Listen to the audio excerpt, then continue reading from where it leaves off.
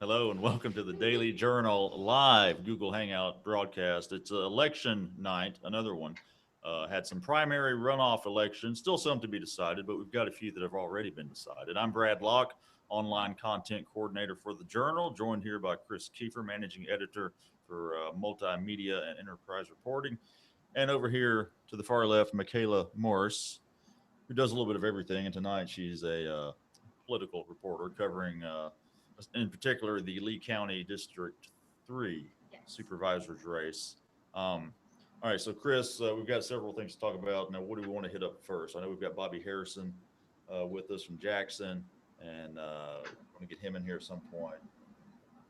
So where do you want to start? There's a lot of places you could start. A lot of important races. Yeah, well, let's go to Bobby, Okay. because I know he's also waiting down there for the House District 36 race to wrap up, and then he'll be on deadline with the story to write. Um, let's go to Bobby and kind of talk a little bit about the statewide picture. Hey, Bobby, how you doing tonight? Hey, how y'all doing up in Tupelo? We're doing well. Did you get as much cool weather down there today as we got up here? Football weather. Yeah, it's been nice today after all those 100-degree days. The elections down here were kind of cool too. There's really not too much going on. Well, nothing's going on the statewide level. There's a Central District Transportation Commission runoff, and then in the House race, I guess we're most interested in the only runoff, the only legislative race in Northeast Mississippi that's yet to be decided is District 36, House District 36. That's incumbent Carl Gibbs versus Jimmy Davidson, and with about 80% of the vote in, it looks like Gibbs is going to hold on to his seat, which that district is based in West Point, but it includes a significant part of Monroe County now and the Aberdeen area.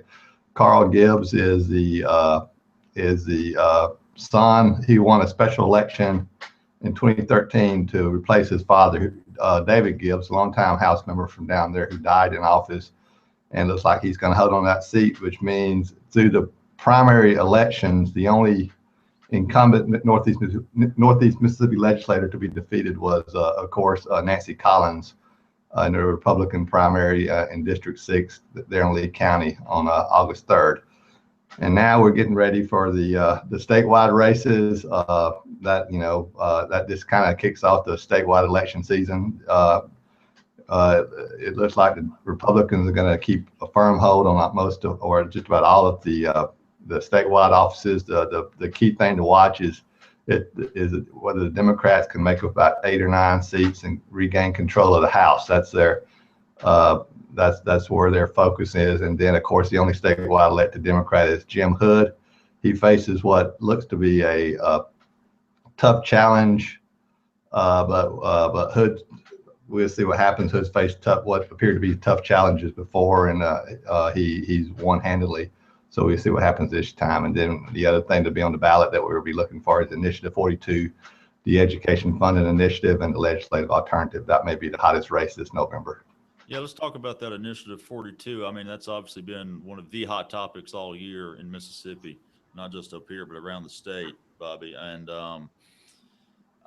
that's a different kind of deal. It's not a public office. We've had the primaries, here this month to kind of get the ball rolling. But this Initiative 42, I mean, it's been, like I said, a hot topic for months now. And I guess we're going to see it pick up even more now that we're getting past these primaries, Bobby, and just start really seeing the lobbying and whatnot pick up even more for this initiative. Yeah, I suspect, at least from the sponsors of Initiative 42, which is, like I said, it would be an initiative to, if the citizens approved it in November, it would change the Constitution and enhance the state's commitment to public education. And I suspect that what do they call it, Chris? What's the grassroots group called now? They changed their name. Better schools, better jobs. Well, they changed that. That was the original name, and that's something from 42. I'm embarrassed. I can't think of it. I know there's also that 50, fed up with 50. I don't know if that's but anyway, I expect that they will run a full-fledged campaign with television advertising and the whole shebang. And of course, the legislative leadership has an alternative on the ballot that will will make it a little bit more confusing. And so when voters go to the polls in November, they can vote for Initiative 42 or the alternative, Initiative 42 alternative, or just vote no on both of them and leave the constitutional language as it pertains to public education as it is now. But I expect it to be a real full-fledged campaign coming the next few months. I think that the group is 42 for Better Schools. That's right, 42 for Better Schools. Sorry about that. Hey, I got stumped on it too. Thanks to Michaela Morris on that one.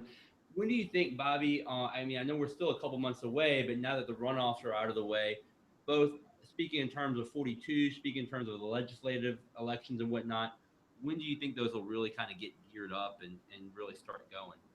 When will they get geared up? Yeah. Well, I mean, I suspect pretty quickly. There's going to be some hotly contested legislative races, especially up in Northeast Mississippi. There's going to be several in our area. House District 3 up in Prentiss County, some districts over in Itawamba County, and even some districts in Lee County. And that could, and those races and a few more could determine outcome, whether the Republicans hold control of the House or whether the Democrats regain control. You know, the Republicans in the last election cycle in 2011, the Republicans gained control of the state House for the first time since the 1800s, and they're trying to hold on to that majority. And I think that there'll be candidates working aggressively on both sides, and the Speaker Gunn will be involved on the Republican side, and Bobby Moak from down in Southwest Mississippi, who is the Democratic leader of the House. They have an effort putting together an effort. So I suspect to see coordinated efforts on both sides to either for the Republicans to hold control of the House or for the Democrats to regain control. Bobby, and on the Senate side, the Democrats have the potential to pick up a couple of seats, but the Republicans have too large a majority, and no one thinks the Democrats have a shot of regaining the Senate. Bobby, looking back at tonight's race, as we said, I'm losing those numbers, but it looked like Clay County. Let me. Yeah, we still got 16 of. We're talking about the 36, House 36. Still 16 of 20 precincts reporting. But it looks like sorry, I'm losing it again. It looks like it was really Clay County that sealed it for Gibbs. Davidson's actually leading in Monroe County. Yeah, let's now get it up. Davidson had 52% in Monroe County, but Clay County went 62% for Gibbs, and I guess that's kind of ultimately what put him over the top. Is that about what you expected? That's his home county, correct? Yeah, well, they're both from West Point, and Jimmy Davidson has run a couple of times for this post, and this is a strong showing. He made the runoff, and this is a strong showing on his part. But it looks like the incumbents.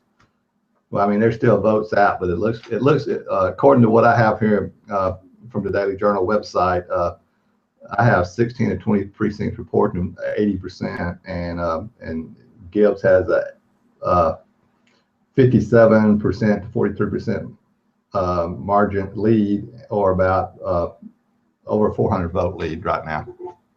And it looks like the AP has called it also. Oh, okay. Based on the fact that there's a check. Yeah, they sure have. On the website. In which case, I know you've got work to do. You got a story to do. I don't want to keep you any longer. Do you have any closing thoughts before you go, Bobby? There were a handful of House and Senate incumbents who were defeated in the August 3rd Republican and Democratic primaries, and it'd be interesting to see with the mood of voters today, with voters seeming to be upset with incumbent politicians. It'd be interesting to see if any other incumbents get defeated in November. Thank you very much, Bobby. Thank y'all. Well, you know, Chris, I think voters often tend to get upset with incumbent politicians. So they elect new ones, and then they become incumbents and get upset with them as well. It's kind of the cycle. No. So anyway, I appreciate Bobby helping us out, giving us some insight on that the House District 36 race. Again, looks like Carl Gibbs will retained the seat once held by his father. So now I guess let's go to the Lee County supervisors race. There was one runoff among the district supervisors, District 3, Danny Barrows and Tony Roper. And it's official. Well, it's not official, but the results are all in. The unofficial results are in. Yes, the And unofficial complete returns. Tony Roper takes Will the primary. yes, he will be the Republican nominee in November. He received 1,045 votes, and Danny Barrows had 669 in unofficial totals. Really, really interesting. You might remember that this was a very crowded field of Republicans. There were 6 Republicans in the primary. Yeah. Looking to replace incumbent Darrell Rankin, who chose not to seek re-election. Right. So we had quite a number of folks that put their hand up for this seat. Interestingly, Danny Barrows led that primary field by quite a margin, and Tony Roper made it into the runoff with only 30 votes separating him from Jacob McCord in third place. So, I mean, he made up some ground. How do you think he accomplished that? I think he talked a lot tonight about how he really made a point of getting out into the neighborhoods, onto the county roads in the district. I know Danny Barrows did that too. I think runoffs are a really tricky animal anyway, especially with only one race in the entire county. So it had a low profile. I think Danny was certainly well known. And I think that really benefited him from his service on the Tupelo City Council, Right. which that city council district is almost entirely encompassed within the 3rd district supervisor district. Right. So he had a lot of people who had voted for him before. And so I suspect part of it was Tony was able to get his folks out to the polls in bigger numbers than Danny was. Yeah, and now Tony Roper is a name people know as well. Yes, he owned Roper Toyota for 26 years, and now many people know him as the Tomato Man. Tomato Man. He has a second career as a farmer. Really? And some people, I guess, just don't retire. They just go on to new things. So, they both, the 3rd district had good options there. So very clean race. So who's he face? Remind me in the November. In November he will face Democrat Ricky Coker, right? Who also is from Belden. He works for Lee County Schools. He takes care of actually the Shannon schools. Right.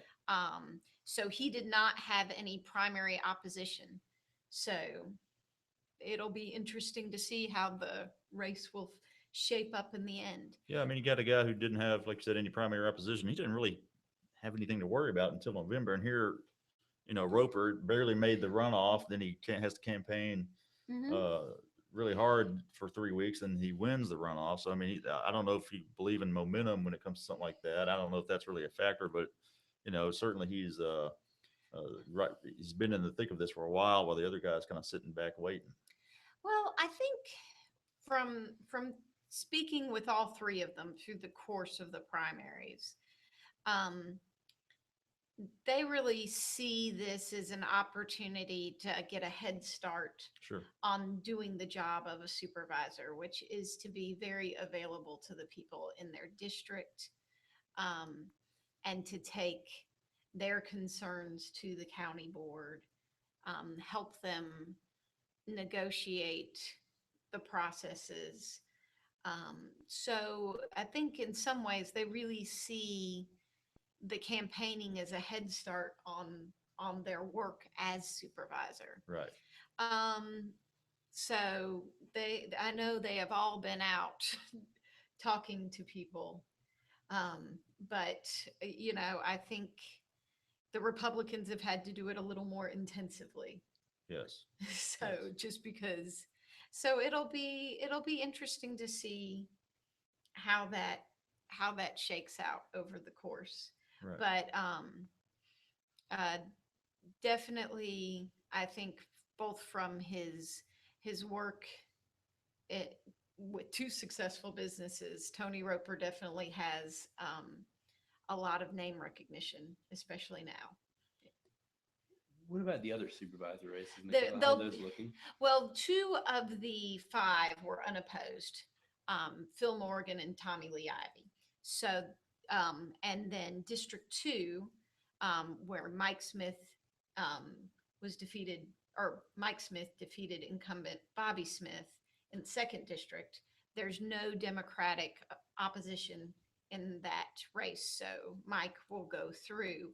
So the remaining supervisor's post will be a rematch in the fifth district, which is the southeast corner of Lee County, between incumbent Billy Joe Holland, and who is the Democrat from Plantersville, and Joe McKinney, who previously held that seat.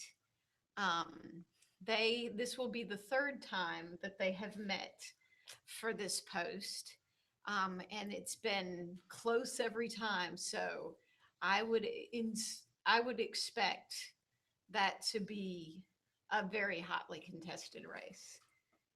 Paper, scissors, rock, best out of three, right? It'll Throw a rock every time. No. Okay. so, but that'll be an interesting one for there. So All right. Thanks. Well, thanks, Michaela. I know you got some writing to do and whatnot. so So thanks for breaking that down. for oh, us. all good stuff. Y'all have fun. We will. Thank you very much. All right, Chris. What else we got, man? We got a bunch of races. We got the whole list right here. Yeah. You know, A lot of sheriff races. yeah, we can look up a couple of those. I was also going to say for everyone looking for races, you can look at the races for your individual county at djournal.com. Yeah, probably the link is either right above or right below the browser you're looking at right now. But we've got them all broken down by county, so you can really localize your elections. I tell you what, if you have the sheriff elections out, one election I'll note while we get those ready. There was also a superintendent election in Union County. Incumbent Ken Basil won the runoff against the Democratic runoff against Loretta Hartfield. Basil had 57% of the votes. He had 1,600 votes compared to 1,278 with all precincts in. There was a third candidate in the first election that brought those two into the runoff. Initially, it was supposed to go to face a Republican, Roger Browning, but according to the New Albany Gazette, the election commission in Union County recently said this week, I guess, that Roger Browning is ineligible because of a residency requirement. Essentially, he was living in the New Albany school district rather than the Union County school district, and they ruled that he had to be in the county school district to run for superintendent. So that would leave, I guess, barring any kind of appeal or anything, that would leave Ken Basil as the lone candidate left in the race, and he will remain. Right. I believe this is his third term, Brad. That sounds about right. Sheriff races, there's one in Tishomingo County, the Democratic primary runoff, all precincts reporting. You got John Dennis Doherty defeating Glenn Whitlock, but by a handy margin, 69% to 31%. So that's one of the sheriff's races right there. I believe we had one in Alcorn County. You got Mike LaRue, the Democratic primary there for Alcorn Sheriff, defeating David Derrick, 53% to 47%, all 17 precincts reporting there. And Benton County, 3 of the 5 precincts are in. A.A. Arnie McMullen, this is the Democratic primary, has 57% of the vote against John Lane Hobson, but there are not a lot of votes separating them. 748 for McMullen, 571 for Hobson, 2 precincts yet to go. That race hasn't been called yet, so it could still go either way. Chickasaw County, this one has the Chickasaw County Sheriff Democratic primary. 10 of 15 precincts reporting, but it looks like that Jim Myers is going to cruise to victory in that one against Crossley Ford because Mr. Myers has 69% of the vote. He's leading by a good 900 plus, almost 1,000 votes. So looks like Myers will be moving on in the Chickasaw sheriff's race.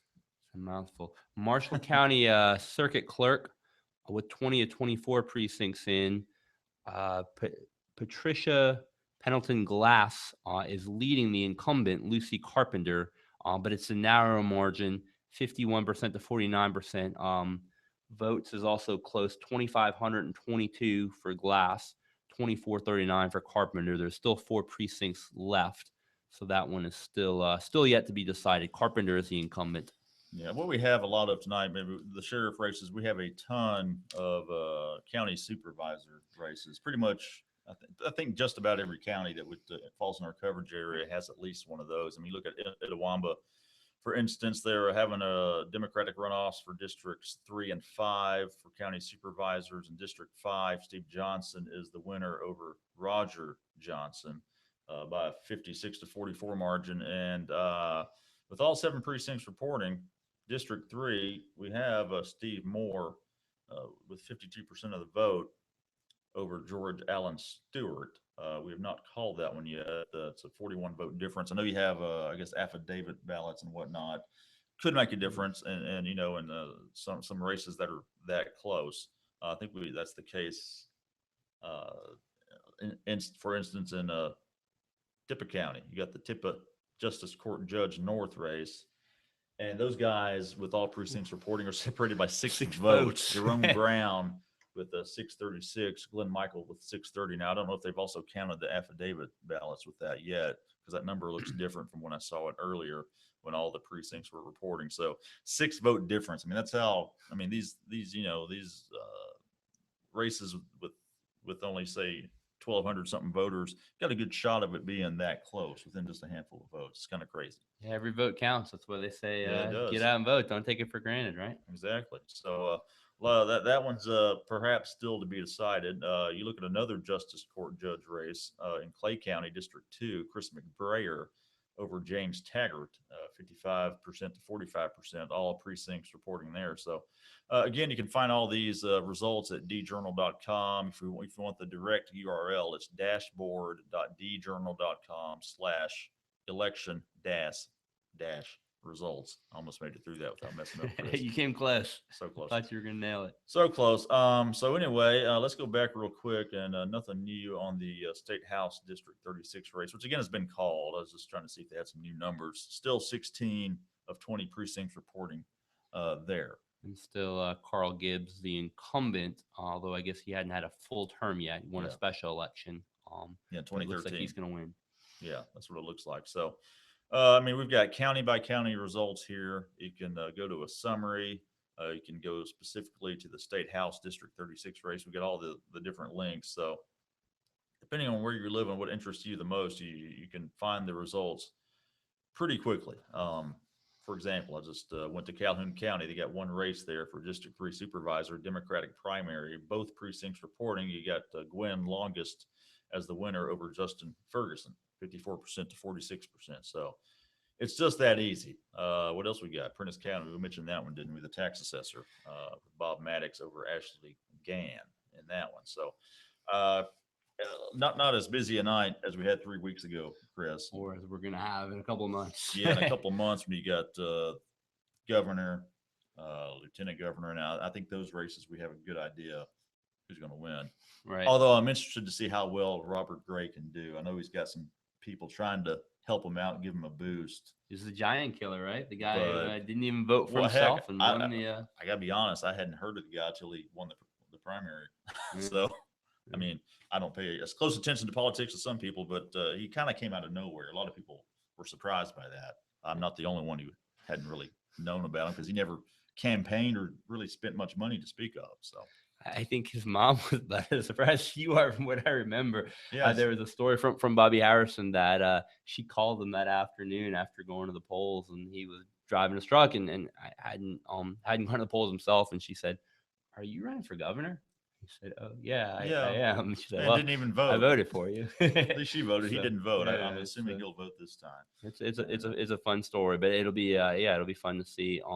Particularly as he'll have, he was able to do as well as he did without organization, so Yeah. he'll have a lot more organization behind him.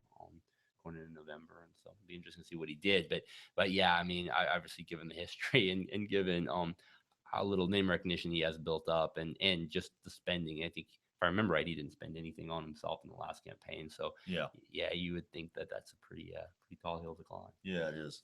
Um, so anyway, I think we just about covered everything. I mean, Lafayette County, a couple of district supervisor races over there, Democratic runoffs. You got Kevin Fry and Dale Timothy Gordon both advancing in their respective districts. So again, find all these results at djournal.com. We'll keep them up throughout the night into tomorrow and maybe the rest of the week. It won't be hard to find. And if you missed any of this broadcast and want to go back and watch it, it will be available to rewatch right here at djournal.com.